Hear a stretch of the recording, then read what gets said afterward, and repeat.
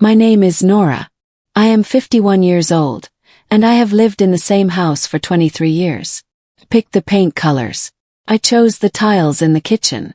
I planted the rose bushes by the front gate that still bloom every April without being asked. Bought that house. I want you to remember that. It was a Thursday evening in November when I came home from a 12-hour shift at the hospital where I work as a ward supervisor. My feet ached. My back was tight. All I wanted was a warm bath and silence. I put my key in the front door lock. It didn't turn. I tried again. Slower this time, the way you do when you think maybe your hands are just tired. Still nothing. I stepped back and looked at the door as if it had done something personally offensive. Then I knocked. After a moment the door opened. My son Cole stood in the frame. He was 23 years old, broad-shouldered, and wearing an expression I had never seen on his face before. Something between discomfort and rehearsed confidence. "Mom," he said. "You're home." "My key isn't working," I said. He nodded slowly, like this was information he already had. "I know," he said. "The locks were changed today." I stared at him. "By who?" I asked. He didn't answer. Behind him, further inside the house, I could see my husband Conrad standing very still, watching, saying absolutely nothing. I asked Cole to explain himself. I kept my voice level the way I had learned to do in 20 years of nursing. Calm on the outside, everything else carefully contained. He shifted in the doorway. He didn't invite me in. He stood there like a security guard at a building he had not built and did not own. "It was for safety," he said finally. "Safety," I repeated. The old locks were weak. Dad thought it was time. I looked past him at Conrad. Conrad looked at the floor. "Cole," I said, "step aside and let me into my house." He didn't move immediately. And in that half-second of hesitation, I saw something I recognized from when he was a boy.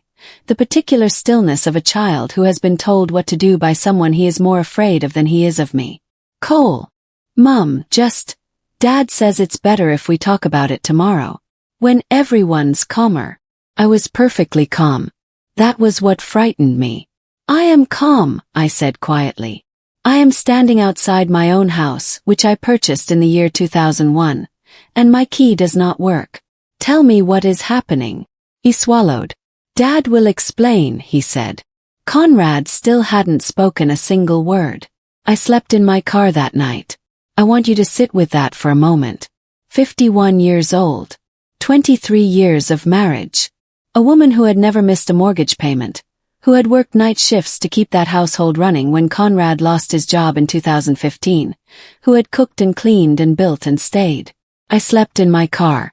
I reclined the driver's seat as far as it would go and pulled my coat over me and stared at the ceiling of the car in the dark. The house was lit behind me. I could see the warm yellow glow of the sitting room through the curtains. Conrad's silhouette moving once, then going still. I did not cry. I was too busy thinking. The lock change had not been impulsive. You do not call a locksmith on a random Thursday without planning it. Someone had organized this. Someone had decided in advance that I was to come home to a door that would not open for me. That the best way to handle this was not a conversation, not a letter, not a single spoken word, but a changed lock and a son standing in the doorway like a stranger.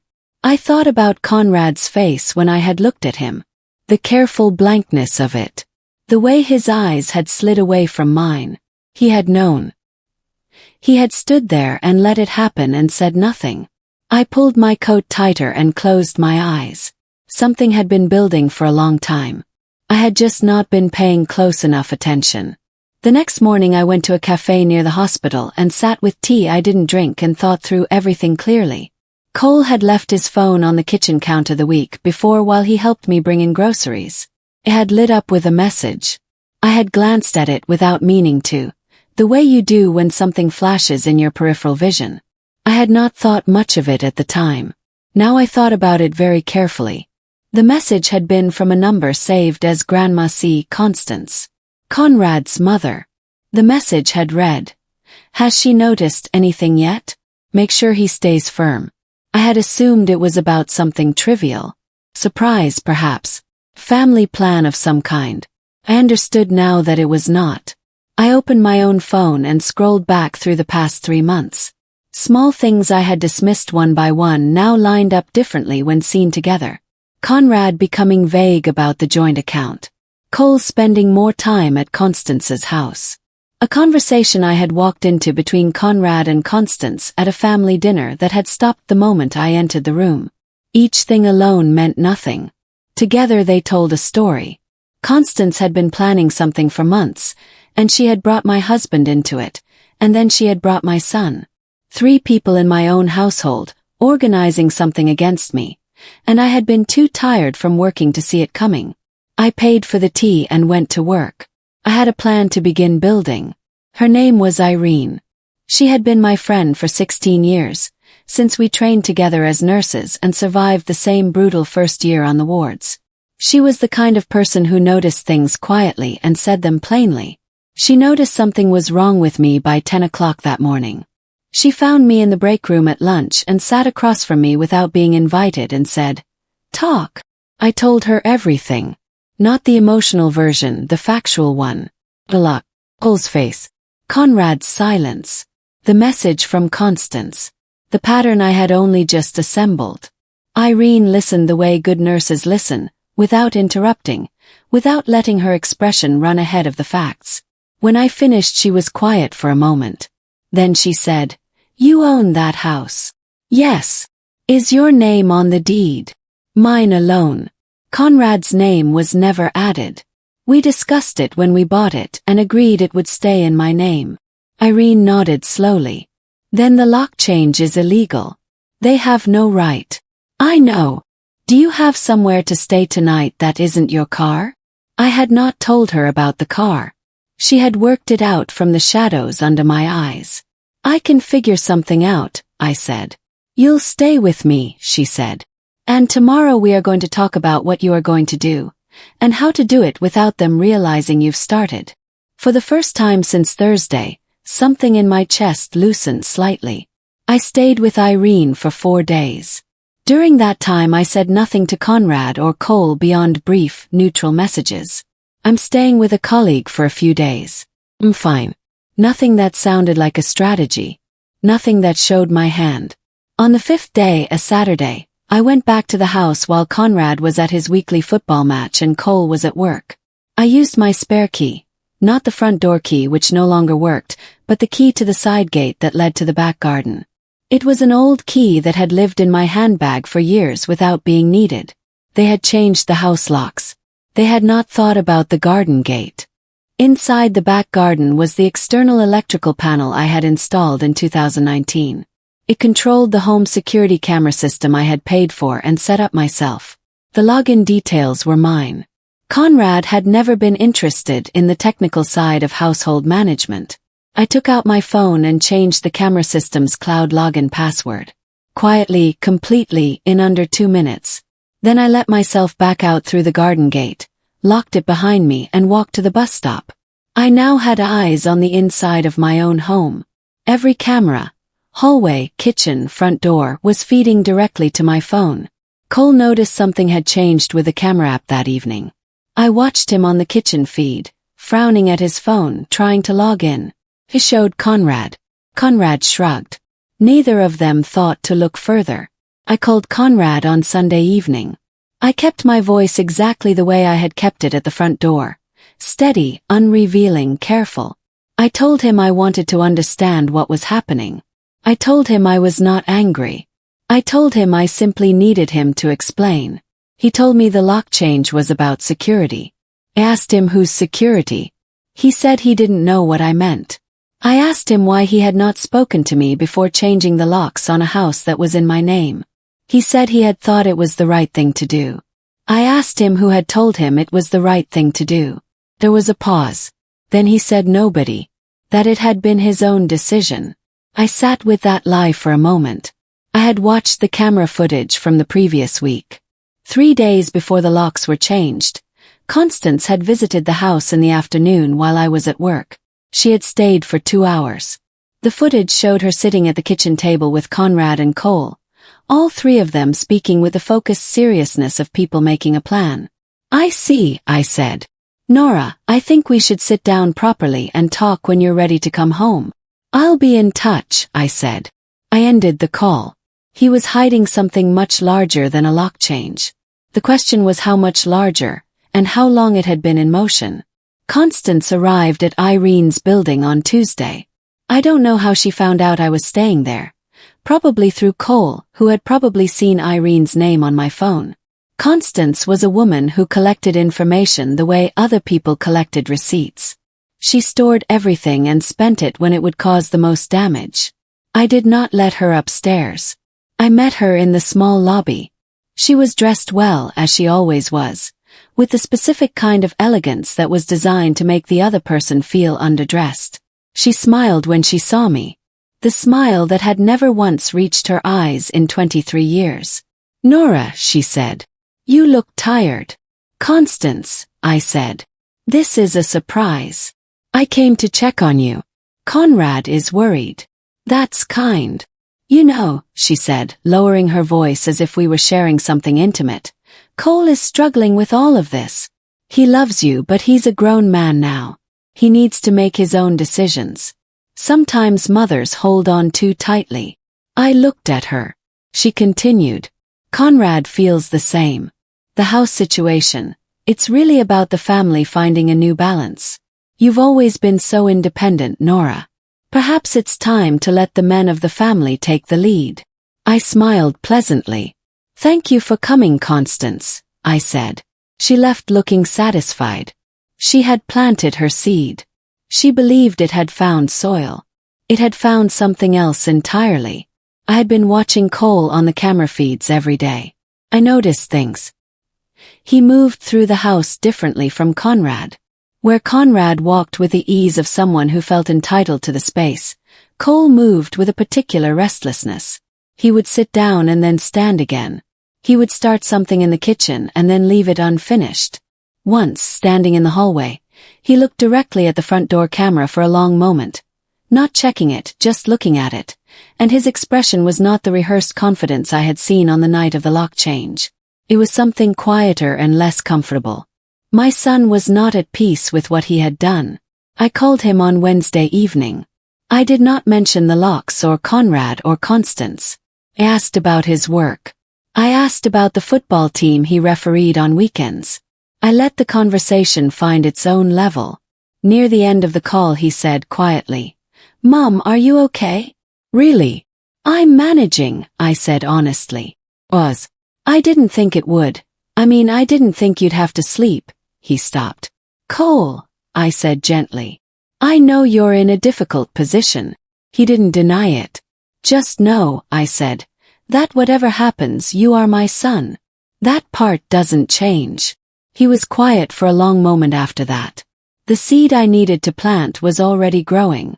Irene's husband was a property lawyer named Bernard.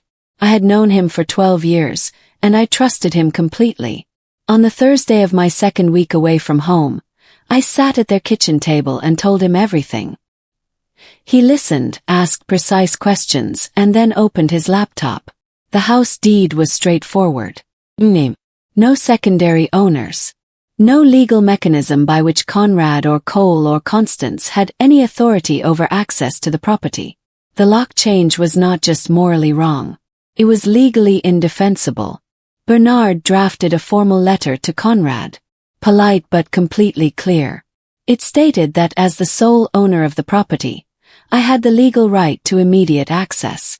It requested that a working key be provided within 48 hours or further legal steps would follow. The letter was sent by registered post on Friday morning. Conrad received it on Saturday. I watched the hallway camera feed when the postman arrived. I watched Conrad open the envelope and read it. I watched his face change, not with anger, but with something closer to alarm. He called someone immediately after. I could not hear the call, but from the speed of his dialing and the stiffness of his posture, I was confident it was Constance. They had not expected me to move this quickly. They had expected a woman too hurt to act, too tired to think. They had forgotten what kind of woman I was. I found out about the gathering through Cole. Not directly. He didn't tell me intentionally. He mentioned in passing during one of our phone calls that he had been at Grandma Constance's house over the weekend for a family lunch. When I asked casually who had been there, he listed names. Aunts, uncles, cousins I had spent 2 decades cooking Christmas dinners for. I asked if my name had come up. He hesitated just slightly too long. A little, he said. I didn't push him. I didn't need to. I had Irene. Irene had a cousin named Philippa who moved in overlapping social circles with some of Conrad's extended family.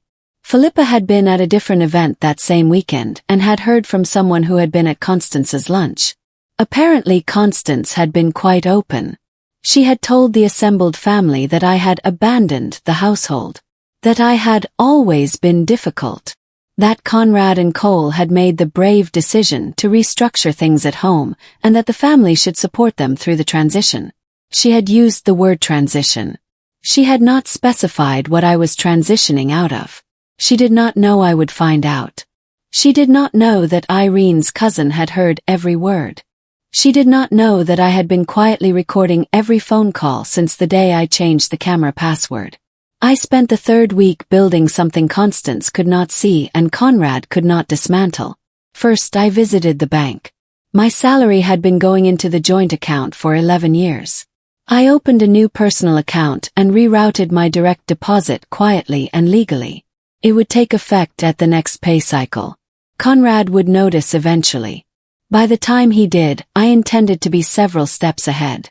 Second, I contacted a solicitor independently of Bernard, a woman who specialized in matrimonial property disputes. I gave her the deed, the letter Bernard had sent, and a summary of everything that had happened. She confirmed what Bernard had told me and added more. The lock change constituted unlawful exclusion from my own property. I had grounds to apply for a court order requiring immediate re-entry if Conrad did not comply voluntarily. Third, I began organizing the evidence I had been collecting. Camera footage, phone recordings, the registered letter and its delivery confirmation, screenshots of Constance's message to Cole that I had photographed in my memory and reconstructed as accurately as I could. I labeled everything by date and stored copies in 3 separate places. One with Irene. One in a cloud account Conrad had no access to. One printed and placed in a folder in Bernard's home office. Irene watched me work one evening and said, "You've done this before." "I've managed hospital wards for 15 years, I said. "Documentation is survival." Cole called me on a Tuesday evening, and this time his voice was different. Tighter. Like someone who had been carrying something heavy and had finally decided to set it down, even if only partially. "Mum," he said, "can I ask you something honestly?" "Always," I said. "Did you know the house was in your name only? Like before all of this?" "Yes," I said. "Your father and I discussed it when we bought the house. It was a joint decision at the time." Silence. "Grandma Constance told Dad that you had put it only in your name to control him. That you had planned from the beginning to use it against him one day." Kept my voice completely calm. "Cole, when did we buy that house?" 2001. "You were born in 2000. You were 1 year old. Your father was between jobs. I was working full-time and carrying the mortgage alone for the first 2 years. Does that sound like a woman planning to use a house as a weapon 23 years later?" Another silence. Longer this time. She said, "I know what she said. I'm asking you what you think." He didn't answer immediately. But the fact that he didn't answer quickly was itself an answer. He was thinking. Constance had told him what to believe, but the belief was not sitting comfortably inside him. "I think," he said slowly, "that I might have made a mistake." I said nothing. I let that sentence exist in its full weight without rushing past it. In the 4th week, the pressure from Conrad and Constance intensified. Conrad stopped responding to my messages. Instead, he had Cole relay things. Short, clipped communications about household bills, about mail that had arrived for me, about nothing that mattered. Using my son as a messenger was deliberate. It was designed to make me feel managed. Peripheral. Like a tenant being handled rather than a wife and mother being spoken to. Constance went further. She contacted two of my closest friends from church, women I had known for over a decade, and told them I was going through something, and that it might be best to give me space. One of them mentioned this to me. She was confused and slightly worried. I explained the situation clearly and asked her to tell me if Constance made contact again. My finances were also quietly targeted. Conrad attempted to make a large withdrawal from the joint account. The bank flagged it because I had spoken to the branch manager the previous week and explained the situation calmly and with documentation. The withdrawal was paused pending my authorization. Conrad never got the money. Every move they made I had already prepared for. What they intended as a tightening grip was actually helping me. Every action they took became additional evidence. Every attempt to isolate me created another witness. Every overreach gave my solicitor more material. I was not struggling. I was collecting. The discovery came from the camera footage. On a Wednesday afternoon while I was at work, Constance visited the house again. This time Conrad was home. I watched the footage that evening on my phone, leaning forward in the chair in Irene's spare room. They sat at the kitchen table for nearly an hour. At one point Constance opened her handbag and took out a folder. She laid papers on the table. Conrad looked at them, turned several pages, pointed at something. Constance nodded. He signed something. I could not read the documents from the camera angle, but I recognized the type of interaction. I had seen it in hospital administration meetings. The specific body language of people formalizing an arrangement. I called Bernard that evening. I described exactly what I had seen. He asked several questions. Then he told me to contact my solicitor first thing in the morning and request an urgent property search, checking whether any applications or instruments had been filed against my property in the past 30 days. I did this the following morning. The search came back clear. Whatever they had signed had not yet been submitted anywhere. But my solicitor told me something important. If they had prepared documents of any kind relating to my property without my knowledge or consent, that was potentially fraudulent. And now we were watching for it. Whatever Constance had brought to that table, she could not use it without us knowing. She had no idea we were watching her sign it. Irene's husband Bernard had spent 30 years in property law. He was calm, methodical, and had the particular quality of a person who had seen enough dishonesty to recognize it immediately and respond without emotion. He wrote a second letter. This one was not to Conrad. It was to Constance directly. It stated that the homeowner, myself, was aware that discussions had taken place regarding the property at the address, and that any documentation signed by parties other than the legal owner would be considered fraudulent interference and reported to the relevant authorities accordingly. The letter was sent by registered post and by email, using an address Bernard had located from an old correspondence. Constance received it on a Friday. By Saturday morning, Cole had called me twice. The second time I answered. "Grandma Constance is very upset," he said. His voice carried the particular exhaustion of someone who had been caught in the middle of something larger than they had realized. "I imagine she is," I said. "She's saying the letter is harassment. A letter from a solicitor informing someone of legal facts is not harassment," I said. "Cole, how are you?" "Oz. Honestly. I'm tired, Mum." "I know," I said. "This will be over soon." "How do you know?" "Because I've been preparing for it to be over," I said. "And they haven't." Conrad made a mistake in the 5th week. Not a dramatic one. A quiet one, the kind that reveals more than a loud one ever could. He called me. Not to negotiate. Not to apologize. He called to tell me that he thought I should consider my options, and that staying away from the house might be cleaner for everyone. He said this in a voice that was trying to sound reasonable but had something underneath it, a slight tremor that told me he was afraid. Not of me exactly. Of what was coming. He would not have called unless Constance had told him to. And Constance would not have told him to unless she was feeling pressure. The letter had landed. The property search had rattled someone. Something in their plan was not holding together the way they had expected. I told Conrad the first would consider what he said. I thanked him for calling. I ended the conversation pleasantly. Then I called Cole. I did not tell him about Conrad's call. I simply talked to him about his refereeing, about a restaurant he had mentioned wanting to try, about small and ordinary things. At one point he said, almost without meaning to, "Dad's been asking Grandma a lot of questions lately. Like he's not sure about something." Kept my voice easy. "What kind of questions?" "About the house. About whether what they did was, I don't know, legal, I think." Conrad was beginning to question his own mother. The foundation Constance had built was developing cracks. And Cole could see them, even if he couldn't yet name what he was looking at. In the 6th week, I made a deliberate choice to appear as if I was fading. I reduced my calls to Cole. I stopped responding quickly to Conrad's messages. When Irene's cousin Philippa reported back that Constance had been asking around about me, I ensured that what reached Constance was a picture of a woman who was tired, uncertain, and running low on fight. I let the church friends who had been contacted by Constance pass on gentle impressions, that I seemed sad, that I was taking things one day at a time, that I hadn't mentioned any plans. None of it was true. While that image circulated, I was working with my solicitor on a court application for re-entry. It was almost ready.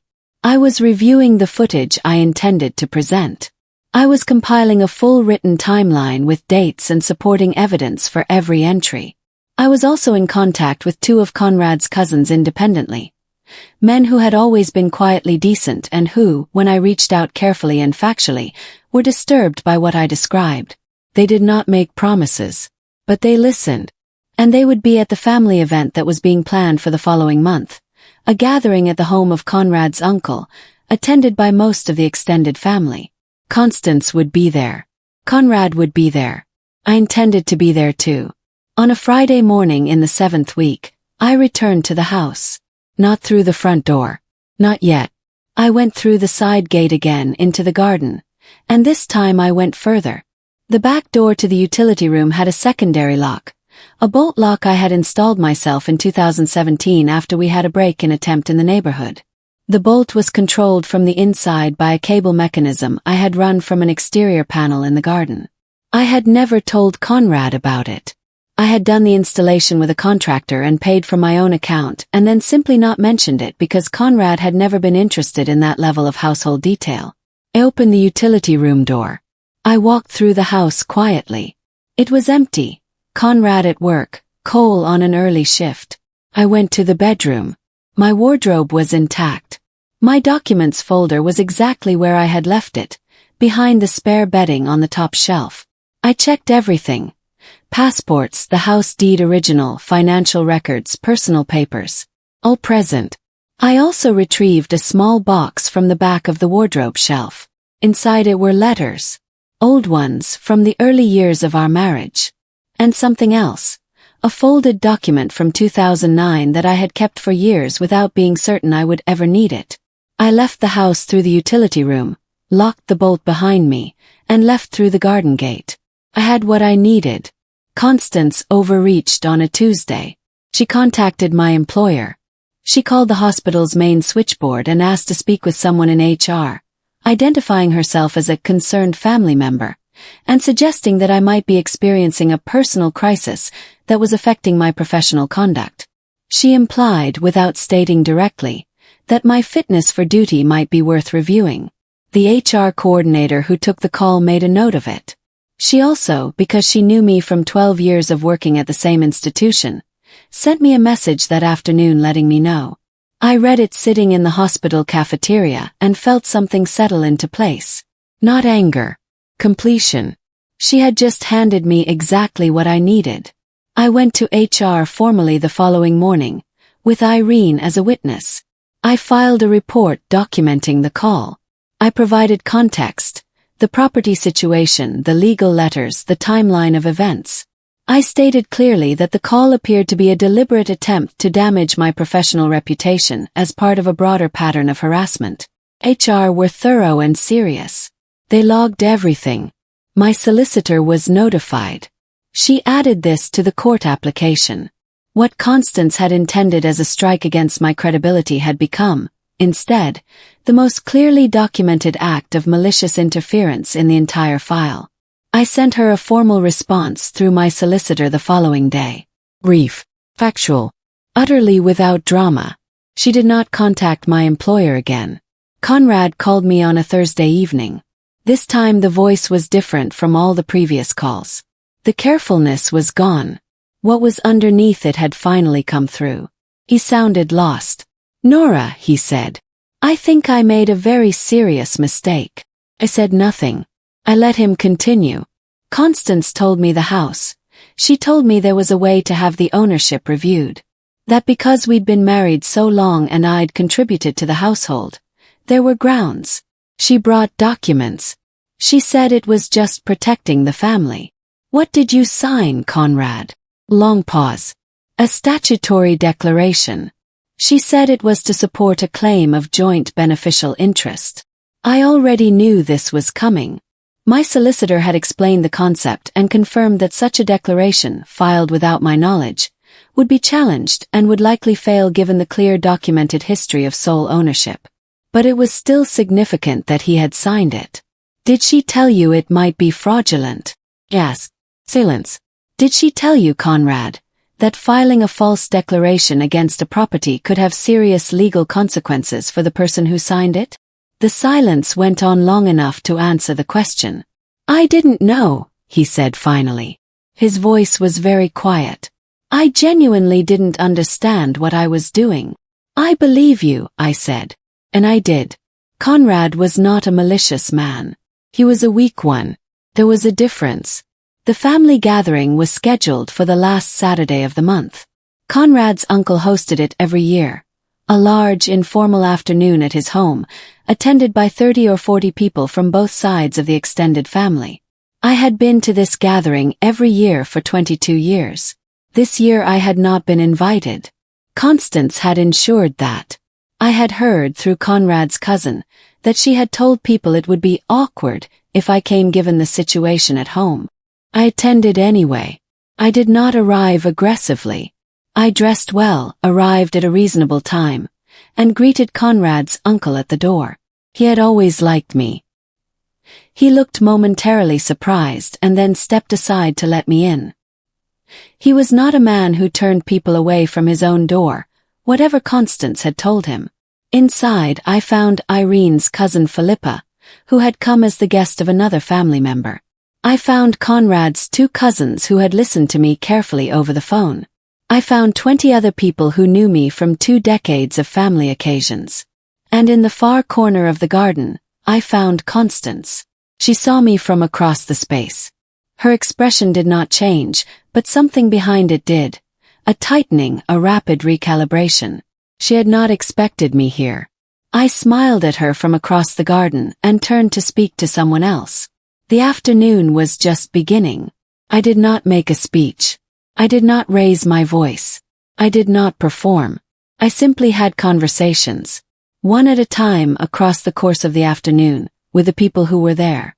With Conrad's uncle, I spoke about the house, its history, the deed, the mortgage I had carried alone in the early years. He had not known the house was in my name. He had assumed it was joint. When I told him about the lock change, his expression shifted from pleasant to grave. With 2 of the aunts, I showed, quietly and on my phone, the camera footage of Constance bringing documents to the kitchen table. I did not narrate it dramatically. I simply showed it and let them ask questions. With Conrad's cousins who had spoken to me before, I shared the timeline document my solicitor had helped me prepare. Printed, dated, clear. Word moved through a gathering the way water moves through soil. Quietly, completely, without announcement. Cole arrived at 4 o'clock. He had not known I would be there. He stopped when he saw me across the garden. I walked over to him and put my hand briefly on his arm and said, "I'm glad you're here." He looked around the gathering. He was beginning to understand the shape of the afternoon. He looked at Constance, then back at me, and I saw in his face the specific expression of a young man seeing something clearly for the first time.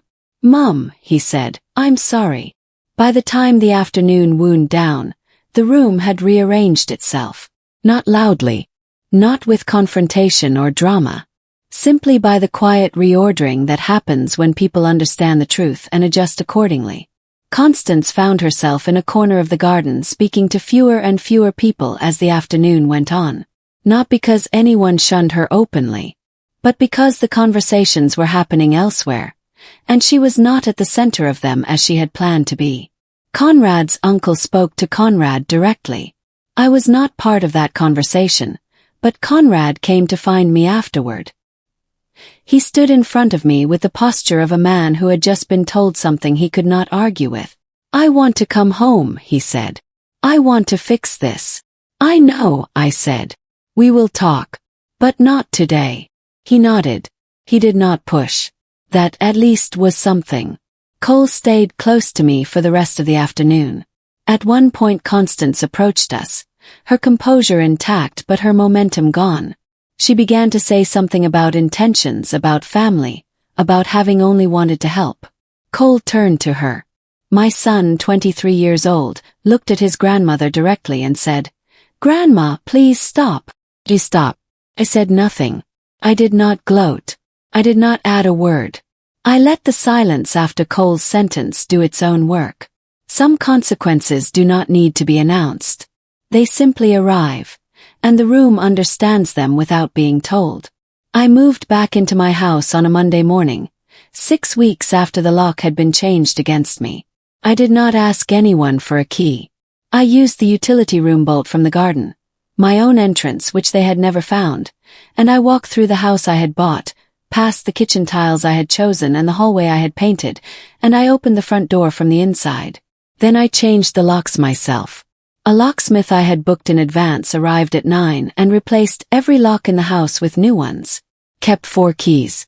I decided in the coming days who would receive one and under what conditions. Conrad and I began a process of honest conversation. Not easy, not quick, but real. He removed his name from the statutory declaration with a correcting affidavit, his own solicitor prepared. The document Constance had brought to the kitchen table was never filed. It simply ceased to exist as a threat. Constance did not apologize. I did not expect her to. What I expected and received was distance. The calls to my church friends stopped. The visits to the house became infrequent and then ceased. The family gathering had said everything that needed to be said. Cole spent more time with me in the weeks that followed. He helped me replant the rose bushes by the front gate that had been neglected during the 6 weeks I was away. We worked side by side in the garden on a Saturday afternoon and did not talk about any of it much. We didn't need to. Some things repair themselves slowly in the doing of ordinary things, and that is the right pace for them. I did not ask for the key because I never needed to. The house was mine. Had always been mine. Not because my name was on the deed, though it was, but because I had built the life inside it with my own hands, my own wages, my own long and uncelebrated years of showing up. No lock that someone else changes can take that from you. That was what they forgot. That was what I never did.